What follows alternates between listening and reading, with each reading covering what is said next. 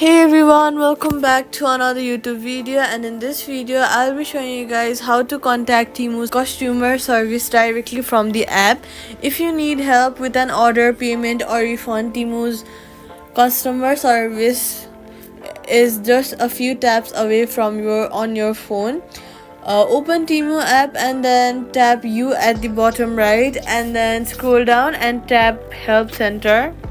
Scroll down and find the help center option.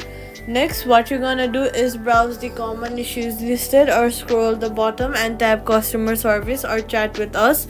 Type your question into the chat box. Team usually connects you to a virtual assistant first, but you can request live agent if needed. Follow the prompts to get support for your order, refund or account issue.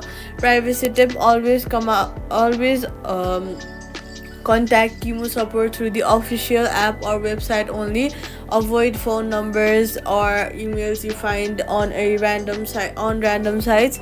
Many of those are scams. Quick fix: if the chat does not load, close and reopen the app, or switch your internet connection between Wi-Fi and mobile data. If it still fails, try reinstalling the app and log back in. And that's it. Subscribe for more quick fixes.